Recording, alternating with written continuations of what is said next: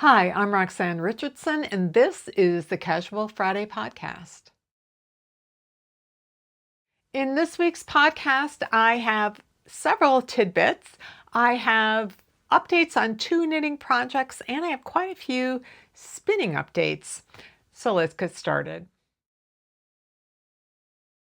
I know that some of you are spinners and many of you are not, and maybe don't have any interest in becoming a spinner. But even when I was not a spinner, I was interested in seeing how like mills worked and machines that did all of the creation of spinning. So I have 2 videos that I want to share with you. The first one comes from my friend Shelley. And the name of the video is called How Fibers Are Spun 1940 to 1949. So this YouTube channel has British films on them, like old British films. So this one looks like it was some sort of educational film of some sort, just to educate people about like how wool is spun, for example.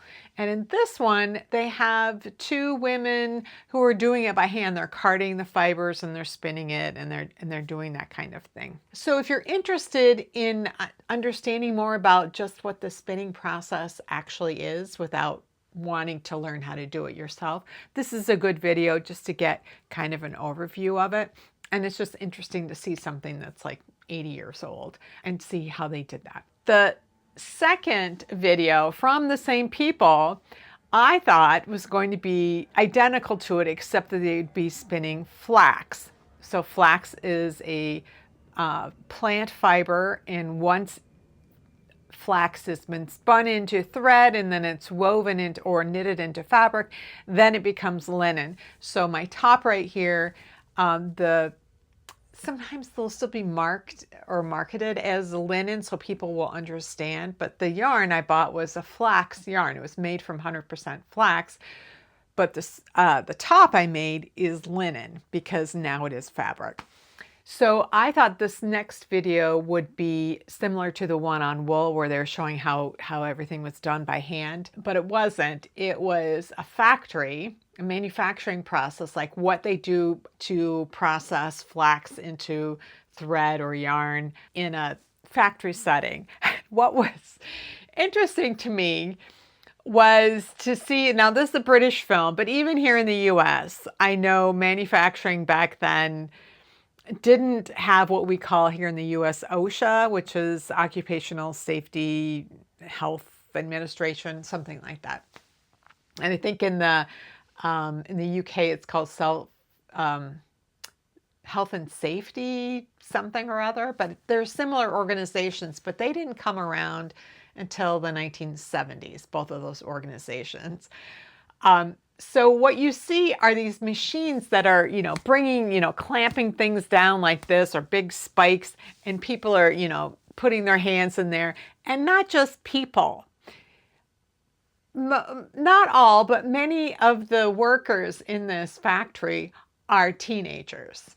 So this is World War II. So there was a shortage of adult workers. But it was kind of surprising to see somebody, and they didn't even say the worker or the man or what. The boy puts the flax onto, this hackle thing, or the girl takes this and does that. And they're talking about boys and girls. They're talking about teenagers. So that's kind of a mind-blowing thing to see the machinery being operated. They were operating it in a using their safety protocols, but there weren't things that actually would protect them from getting their fingers smashed other than keeping their fingers out of the thing that would do the smashing. So, but that was really interesting to see, especially since I'm more interested right now than I ever have been in really kind of understanding the whole process of preparing the flax plant, and then what all the steps that it has to go through in order to be turned into something that can be spun. Because the farm where I am a fiber volunteer, They are growing flax, and the woman who is renowned in our area, Wendy Johnson, for teaching people how to spin with flax, she's working with the farm on this, and I'm going to take a class. I've signed up for a class in August with her to learn how to spin flax. I haven't tried it since I was like a month into learning to spin, and I was like, oh, I don't like this, because it's not really something for a beginner, and I just have stayed away from it ever since. But those two videos, I think you will find very interesting. I certainly did. I meant to mention this tidbit like a month ago, but I forgot. It was in my file and I just forgot to mention it. I'm sure many of you have seen the movie, The Sheep Detectives, that came out. It came out Mother's Day weekend, and that was when I was down in Chicago visiting my daughter, and that was one of the things that we did when I was visiting her, was to go see that movie, and it was really cute. Really liked it. One of the things that I thought was interesting about this movie is the sheep's eyes, because if you've ever seen a sheep in real life, you'll know that they have and goats are this way too, they have these rectangular pupils, which look so weird. You know, when you're used to looking at people or animals with round pupils, or cats that had vertical slits, and then you see this animal with these horizontal slits. It's weird. But what they did with their CGI with their sheep is they made them kind of more squarish than rectangular, and it probably helps to make the sheep look a little more, you know, the human quality is like talking and emoting, you know, having these emotions on their face probably come through a little better that way. But it's fun to, if you haven't seen the movie, it might be not in theaters anymore. I think it was produced by Amazon, and so it'll be on Amazon Prime sometime later this summer, but it's definitely worth watching. But if you, like me, are interested in the behind the scenes things to see how they made those sheep, because they weren't just acting, you know, with a stick. They had puppets. Sometimes it was a moving puppet, or they'd have stuffed animals, and then they would overlay the CGI on that later, but the actors were actually acting with some sort of a fake sheep rather than just a dot on a wall or a dot on a stick, something like that. So if you're interested in behind the scenes footage, I will leave a link to that video down in the show notes. Now on to real sheep. Froggy sent me this tidbit, and it is a story about a Lincoln long wool. So these are large sheep. Lincoln are large sheep, and they have long locks, and so their fleeces tend to be quite large because they are very large, and then they grow a lot of wool, and so their fleeces tend to be, you know, 15, 20 pounds, something like that. But this, they didn't say how much this fleece weighed. They just said how big it was, and it all came off in one piece, and it was 8 feet by 8 feet. So that's between 2 and 3 meters in each direction, like let's say it's 2.5 meters in each direction. That is enormous. And they have the picture of it. I'll link to the story down below, where they're showing 3 adult people lying on top of this fleece, and there's still fleece, you know, all around them. It's amazing. So Lincolns are one of these rare, they're becoming a rare breed because their fleece just isn't used as much for, it doesn't go into the wool pool, for example, but it's a really important wool, and it's one that is often crossed with a sheep that has a fine wool, like a merino or a rambouillet, something like that, are often crossed with Lincolns in order to get qualities that make the sheep survive better in whatever their geographic location is, or Lincolns are really not susceptible at all to foot rot, and so often they can be crossed with that, so that if it's a really damp area, like in southeastern Australia, Victoria, it's very rainy along there, and merino sheep did not do well there. They would get foot rot, and even the fleeces were always so wet on their backs, they were rotting or molding or whatever. And it was not good. So in the 19th century, there was a family that got some Lincolns and crossed them with the merinos, and they created the Polworth breed. and then their feet are not susceptible to the foot rot anymore. The merino or rambouillet has often been crossed with a Lincoln to produce a new breed. This has happened over and over and over again, like Corriedale, Polworth, Panama, which is a sheep breed that I just bought a fleece this past spring. Columbia, these are two breeds that were both developed out in the western states here in the United States so they could do well on the ranges. So they're looking for different qualities every time they cross them, and then they're recrossing to get the particular qualities they want, whether it's the size of the sheep, how well it does in the conditions where it's living, all of those kinds of things are taken into account. But there are a lot of breeds that have been created by crossing a fine well breed with a Lincoln. So that's good to know. Targhee is another one that used Rambouillet and Lincoln, but then they also tossed in some Corriedale. But Corriedale was created by crossing merinos with Lincoln. So they did an extra bit of mixing. So those wools all tend to be really nice. They tend to be on the fine to the fine end of medium. They're really nice wools, and they all owe where they are today because of those Lincolns. So be grateful for the Lincolns, but I will leave a link to that article down in the show notes. I've got two knitting projects that are well underway now. Last time I showed you these two projects. Well, one of them I just showed you the remnants of it because it ended up 5 inches bigger than I expected based on my gauge swatch. So I needed to rip it all out and start over with needles that were a couple of sizes smaller. And then the other one I showed, it was a sock that was in progress. I'd knit the whole leg, and then I decided it was going to be too tight and I was going to have to rip that out and restart that.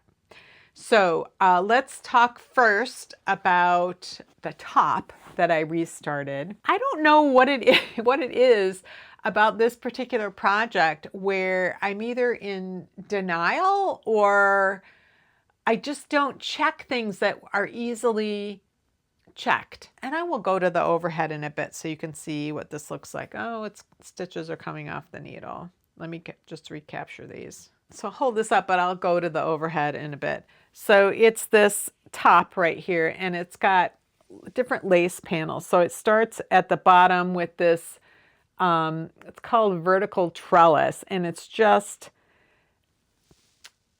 knit two together, yarn over, knit two together, yarn over. And the next row is stockinette, and then it's SSK yarn over, SSK yarn over instead. So it's a four row repeat, and I did 2 repeats of the 4-row repeat. And I was looking at it the first time when it was too big, and I kept thinking, I don't remember this guy going diagonally like this. I thought it was supposed to go back and forth. That's so weird. So what I had done when I designed this top, instead of going through my stitch dictionaries and trying to find stitch patterns that I thought would work together, I thought, why don't I just use the stitch patterns that I already did that work on like 8-10 years ago, whenever it was, to make this sampler scarf. And I'll just use some of the stitch patterns on this scarf. And so namely what I was going to use is this is the vertical trellis up that is separating each of the other stitch patterns. I would use this one right here for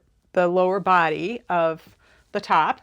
And then I would have this without the hole, but I'd have this stitch pattern here to create the bottom, and I wouldn't have it be this long. It would just be a couple of those, but so the bottom edge would be a zigzag. I wanted the lace to just come up, be on the lower half of the body, so I wouldn't have to wear anything underneath it. I mean, that's the reason I designed this top the way it is, where there's no lace, you can't see through it. It just, there's little bits of lace, on the sleeves here, and then at the very bottom I have a little bit of lace. And then earlier this spring I knit a top that had lace across the bodice. I did not design that one. And then it was solid on the bottom, and I was thinking, this is the problem with these lace tops that are like that, is that you have to wear something underneath it, and then it defeats the purpose of having something that feels cool. And so I wanted this top to have the lace in the bottom half and then have this top, have the upper part be solid stockinette. It wasn't until I was doing this bit up here that I kept saying, I don't understand why this keeps going diagonally. I finally decided to go actually look at the scarves that I had done and to look at the chart that I'd used for these scarves. These scarves were knit flat, so they have extra stitches on for symmetry on the right and left, which I took out in order to work in the round, and I just took the repeat part. And I will go, so let's go to the overhead and I can show you what this top looks like, what I'll be doing with it next, and why I should have just stopped when I was questioning what was going on instead of just wondering as if, how can I possibly solve this if only there was some way for me to get the information that I need for this. So let's go to the overhead. So here is what that vertical lace trellis looks like on down here. You see how this is going diagonally like that? And compared to what it looks like right here, where this line's going this way, then that way, and then this way. And that's depending on whether it's a knit two together versus an SSK versus a knit two together versus an SSK. So this is what I want it to do. But this is what it's doing down at the bottom. And I think visually, probably nobody would notice. It does kind of skew the beginning of the round, you know, because it does want to skew this way. So that's why I'm thinking instead of picking up at this provisional cast on edge, that I will pick up the stitches right underneath this round of pearls and then just cut that off and then re-knit that going this way and then do the edging. So that's my plan for that, I think. So what I could do, or I could just leave it and say, no, who cares? Because who's going to notice? But the more I look at it, the more I'm like, I can just see those diagonals, and they kind of diagonal right into there. But so this, once I get this done and then potentially redo this and then do the edging, I will try it on and see how long it is according to, you know, where I want it to hit on my body. Like, do I want it to be longer? I want the lace to end, you know, before it hits my bra. But I don't know how much stockinette I will need to do before I then need to do the underarms and divide for the front and the back. So those are, you know, this is the problem with winging it, is that I have self-doubts and then I don't go check. I just keep going thinking, oh, I don't know what to do. I'm so helpless, which I'm not. Once I get the edging done, I kept going here until I ran out of my first ball of yarn. When I get the edging done, I'm going to wash and block this. That will also help me know exactly how long this is once it's blocked out. I think it's going to gain a little bit of length, but we'll see. So I wanted to see if I can explain this. How I was able to get this to look the way it does in the flat knitting, and also explain why it did this. Why I got this diagonal look when I was working this in the round originally. So I'm going to try to explain it. Hopefully you can understand. So this is the original chart that I used when I was knitting flat. Now, for those of you who use charts, you will know that this part that's got the boundary around it is the repeat. This is the part that gets repeated over and over and over and over again.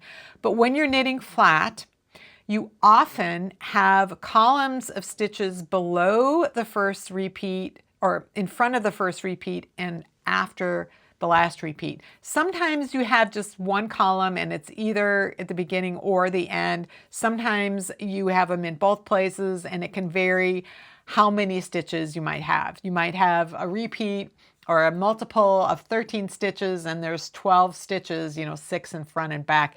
In order to make the pattern look symmetrical when it's knit flat, When you're working in the round, the end of the round meets the beginning of the round, and you don't have to worry about that symmetry, except when you do. And this is a case when you need to change where the beginning of the round is when you are switching between the round where you're doing a knit two together and the round where you're doing an SSK. What I had done was just eliminate those columns from before and after, which 98% of the time you can do that and it will work correctly for knitting in the round. But this is a case where it didn't. So I can go ahead, I can work my stockinette round, I can work this round too, that is a yarn over knit two together. I can just do that all the way around. And then I can do my stockinette round, second stockinette round. And now when it's time to start round 4, where if you just look at this chart, it looks like I need to do a yarn over. What I actually need to do is take out my end of round marker off the needle, slip the first stitch to the right hand needle, put the marker back, and now I can do my yarn over. Now I can do my SSK yarn over, SSK yarn over. So what I'm doing is shifting the beginning of the round over 1 stitch so that I'm starting with this SSK yarn over. So the repeat is like this, shifting it over 1 stitch. I work my stockinette, and when I get to the end of the round where that last stitch is a yarn over, I don't work that stitch. Instead I slip it, take the marker out, slip it back, and then I do a new yarn over, and then I do my knit two together. So there's just some shifting back and forth between those in order to get these things to line up. And I'm sorry, I apologize if that didn't make any sense. I knew what I needed to do once I saw this, but trying to explain how you know when you need to shift is not something I feel like I have a real handle on. I just sort of know it when I experience it, and it's something I personally have struggled with patterns that are just, you don't get the jog at the beginning, end of round, beginning of round transition. It just goes smoothly. I had to do something similar for this pattern here, where I had to shift a stitch over in one direction or the other in order for this pattern to just move continuously across the transition from end of round to beginning of round. And I could see what I needed to do, and I was able to do it, but I would have a really hard time like giving a general direction for how you know what to do and when to do it. That is something I struggle with. But that's what I'm doing. I'm just stitch shifting when I need to. And I did that for this stitch pattern, and then I'm having to do it for this one as well. So the other project that I was working on last time and that I completely ripped out and started over again is this sock. So it's drawn in quite a bit because it's basically a rib. Every other knit column has got these little mock cables. So when I go to the overhead with this, I'll have the sock on so you can see what it looks like. What I'd done on the first sock, because this is a thicker yarn, this is Suffolk. This is some yarn I got from an indie dyer who had this milled from local Suffolk sheep on San Juan Island in Washington. It's a little thicker, so I need a different stitch count. And originally I decided, oh, I need 48 stitches. And then I decided I wanted to add a little stitch pattern, and then it grew, and I've got these little mock cables. And my original idea of having just one mock cable down each side of the leg meant that it wouldn't really affect the gauge and I wasn't going to worry about the stitch count. But then I ended up with 6 of those cables going all the way around, and that significantly prevents it from stretching as much as the stockinette. And this is, again, oh, it'll be okay, it'll be okay. I keep trying it on, it gets tighter and tighter. You know, as it goes down your leg, it starts to get tighter. when you're putting it on. When it grows in length and you are putting it on, you notice that it's getting harder and harder. And I just thought it was going to be too uncomfortable. And the problem was I'd started with a knit 3 purl 1, and then I just transitioned so that every other one of those knit 3 columns became a mock cable column. So I thought, well, I probably only need, you know, 4 extra stitches or maybe 6 extra stitches, and how am I going to add that to this?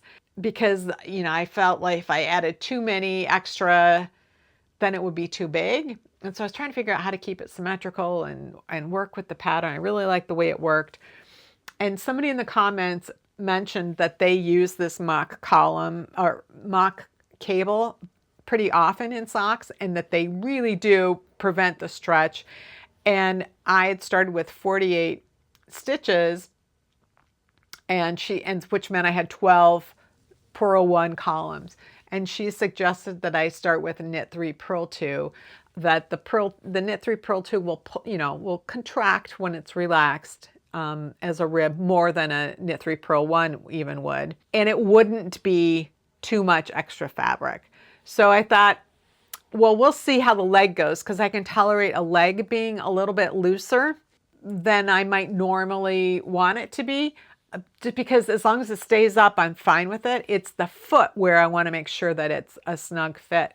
So I did the 60 stitches with knit 3 purl 2. It worked beautifully. It fit so well. And I think part of the issue was, I think the 48 stitches, even in stockinette, it would have worked, but it might have been a little on the snugger side. And I think that has to do with the fact that it's a thicker yarn.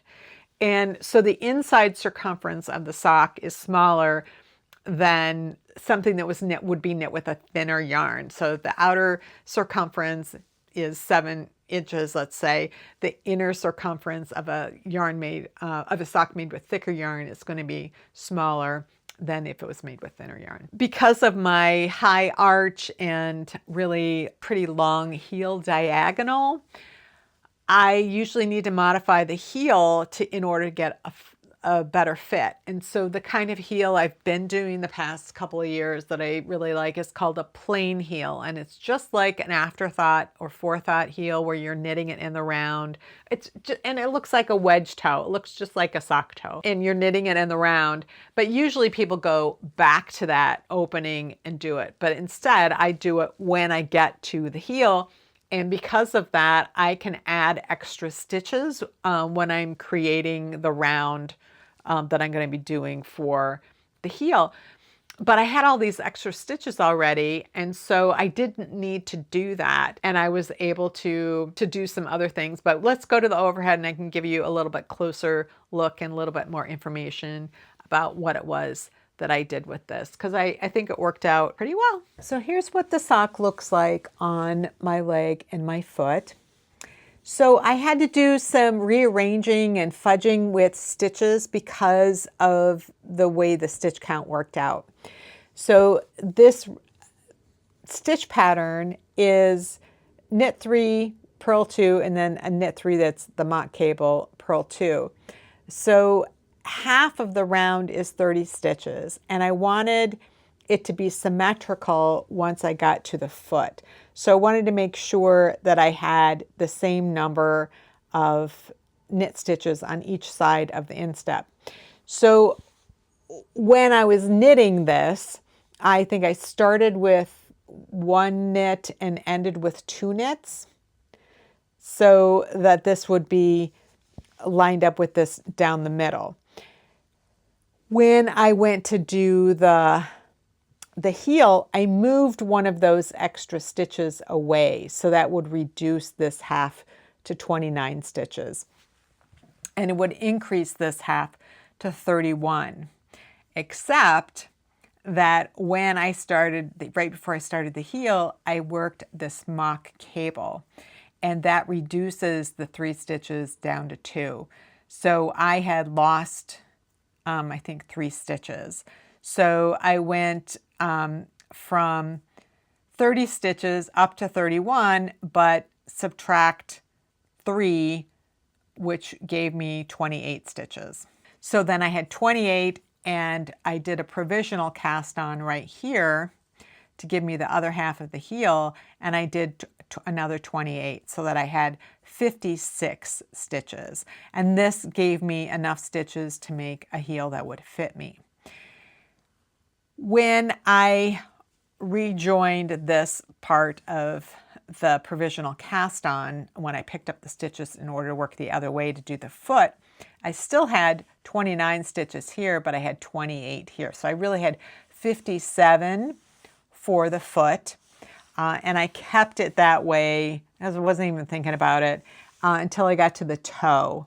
So this toe is called a round toe, and there's two versions. There's a short round toe and a long round toe. And this is the long round toe. You are doing, regardless of short or long, you're doing 8 decreases in a decrease round.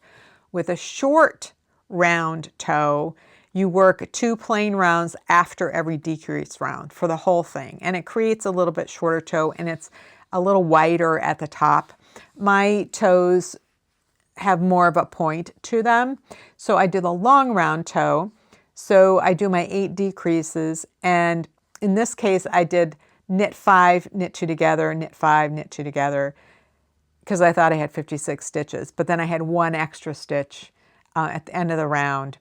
But let's pretend I had 56. So I did knit 5, knit 2 together, knit 5, knit 2 together. Then I worked 5 knit plain rounds. Then I did knit 4, knit 2 together, knit 4, knit 2 together, 4 plain rounds.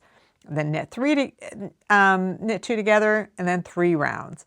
So you're gradually producing fewer and fewer plain rounds depending on how many knit stitches you're doing before your decreases.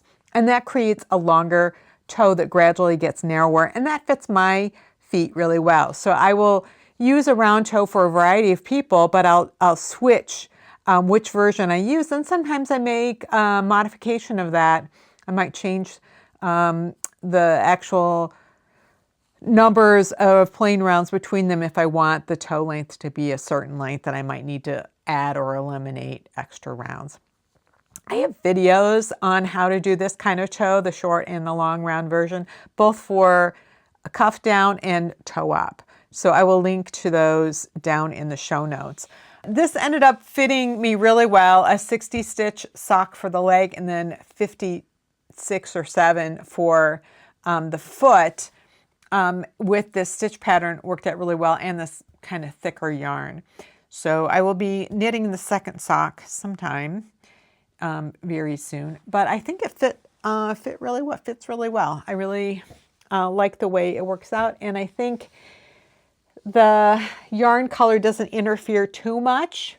Like there's not too much of a fight between the tonal yarn and the stitch pattern. I think it works out well enough, and I'm looking forward to seeing how machine washable this Suffolk yarn actually is, because it's a breed that is supposed to be naturally machine washable. So we'll find out. So for the past 6 months, I have been talking about knitting this sweater called Pixelated using hand spun yarn. So I started off with this yarn right here. So I dyed some Falkland combed top with my friend Trish from Fiber Love Diary. I stopped to visit her in Michigan last September, and we dyed this. I loved the finished result so much that I wanted to incorporate it into a sweater, and I thought my best chance of doing that would be to spin more of this Falkland so I could get the yarn weight right, just match the yarn better, but I had to figure out what colors would coordinate with it. So I picked a sweater so that I would know how much yarn I would need, and I picked Pixelated. So I knew that I would need 2 coordinating colors that went together, but also went with this. And in January, I did some experimentation with some dye from a company, and it's called Wool Tincture Dyes. And I had some fingering weight, sock yarn, bear yarn. So I was experimenting with these dyes, and they're pre-measured in like a little tea bag.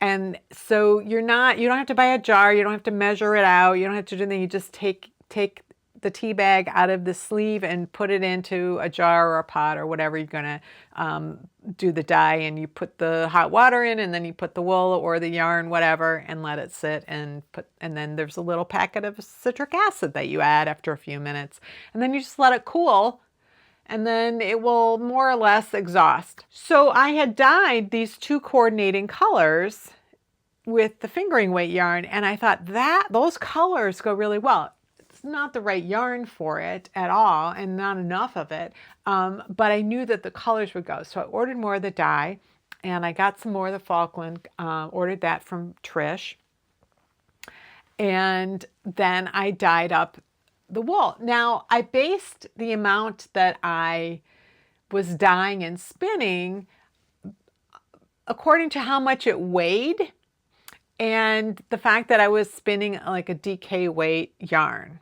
So I know that typically when I knit with a DK weight yarn, I need at least 500 grams, and usually, you know, somewhere between 500 and 600, but really close to 500, especially if it's stockinette. It's not a cardigan, so there's no button band, there's no fancy big collar.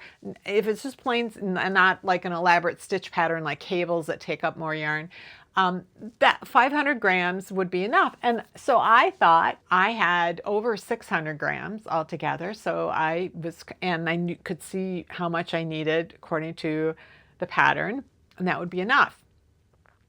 What I didn't think about was the difference in the grist of a commercial worsted spun yarn in my hand spun worsted spun yarn. So grist is how many yards per pound a particular yarn has. So if you have something that's super fine and it's a single, like a lace weight single, you're going to have a lot of yards per pound. And if you had that same fiber, but it was a bulky weight, you're going to have fewer yards because you've got more yarn, you know, in an inch because it's bigger around. But also the way that you spin it can affect how many yards per pound.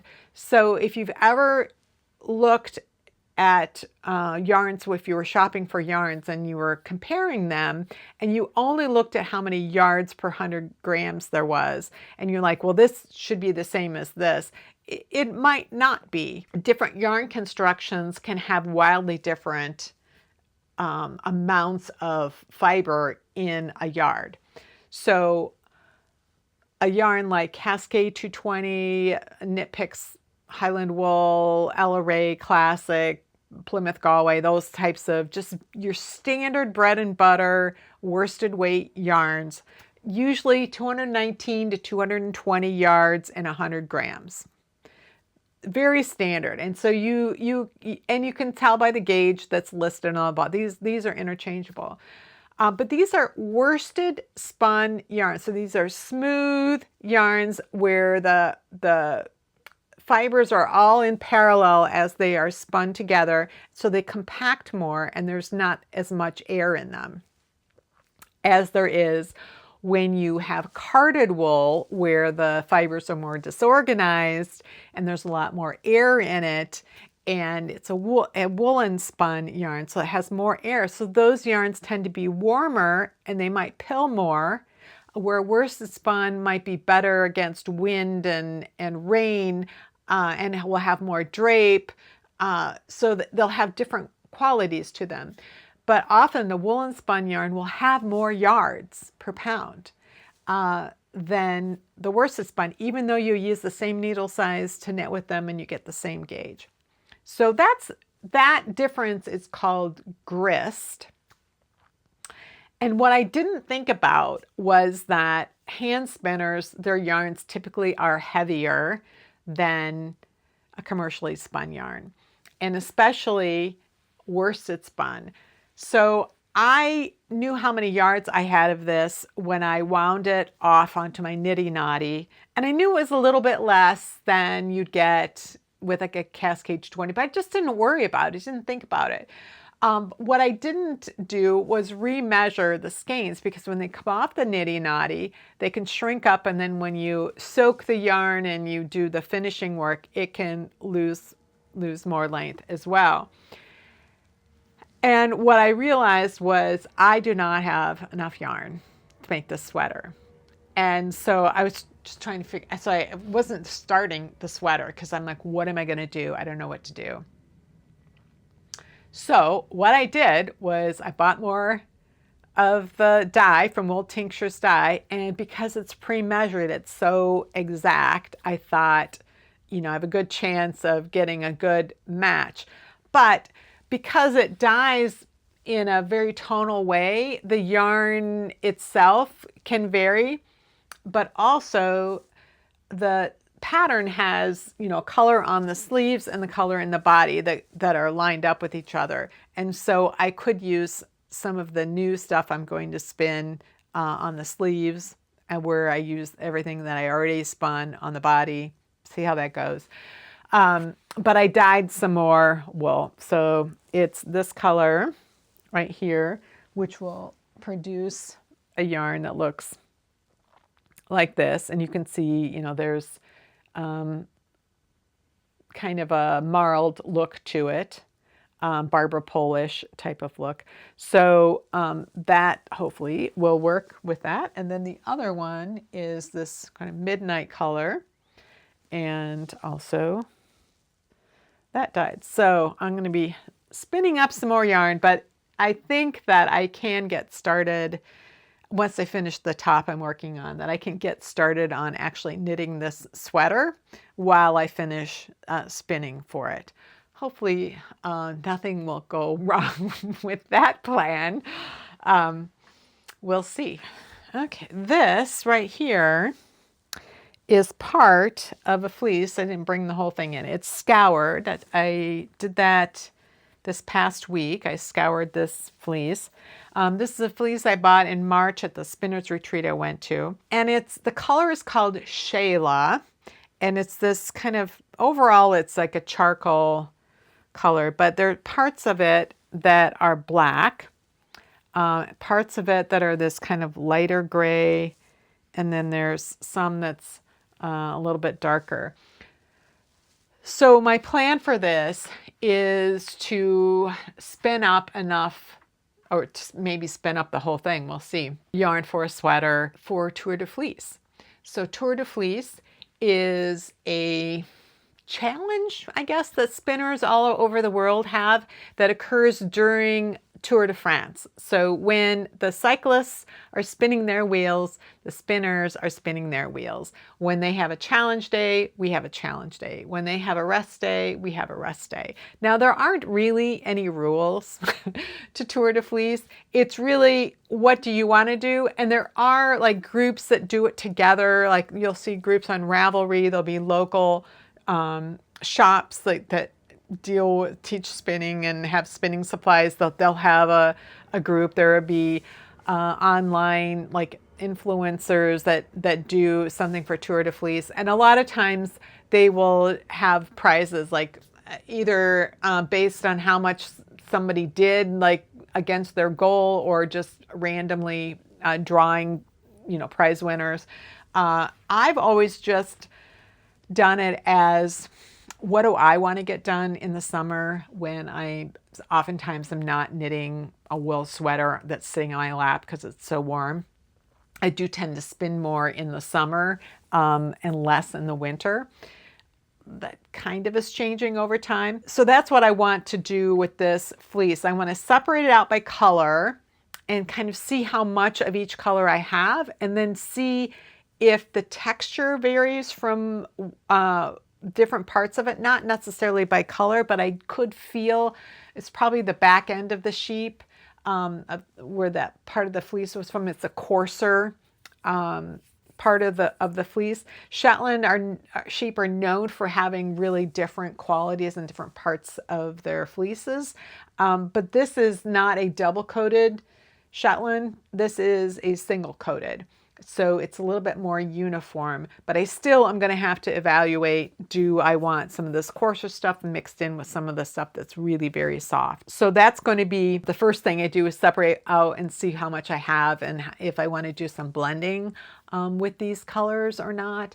And then at the beginning of the month, I will be doing some sampling. I'm going to try a few different preparations and methods of spinning with them to see what I like best. Normally, what I've done in the past is, oh, I'm just going to do this with this. I just make a decision. I have an instinct about what I think would be good or would work. And then I just spin it that way. And I don't do enough sampling. I'm trying to learn to do that, make more conscious decisions and do some sampling and not just say, oh, this is how I'm going to spin this and then just keep going. It's mostly worked so far, but not always. Like with the Falkland, I got beautiful yarn, but I didn't get enough of it. So I might have known that if I had done a little bit more thinking through things at the start. So this is going to be my Tour de Fleece project. So Tour de Fleece starts this year. It starts on Saturday, July 4th, and then it ends, I guess, on the 25th. I think it's 3 weeks long, or maybe it's 23 days. I'll put it on the screen here what the dates actually are, because you should just get going whenever in July. And every year I have a different kind of goal. The first year I did Tour de Fleece, I think my goal was, I had several raw fleeces that I didn't really know how to scour. I thought, I'm just going to learn how to do it, and I'm going to do each one of them, and then I will know how to scour. And now, because I'm at the Gale Woods farm every week and I'd scour or dye or would do so much more fiber prep, I totally am comfortable with scouring fleeces. I don't even have to think too much about it. I do try different things. When I hear somebody else does something slightly different, I will try it and see what I think. But the basics I have down. And that's all due to that one Tour de Fleece where I decided this is what I was going to do. Last year, I spun up some roving that a viewer, Amber, sent to me, and I spun that up, and I was worried that I wasn't have enough to make a sweater, but then I realized I could knit a ranunculus with that because it's knit at a larger gauge, and so it worked out for me. So this year, I'm hoping to spin this Shetland wool into enough yarn to make a sweater. Well, that's it for this week's Casual Friday. If you have any comments or questions about today's video or suggestions for videos you'd like to see in the future, you can leave those down in the comments below. Or join the discussion in my Ravelry group, Rocks. Thanks for watching, and I'll see you next time.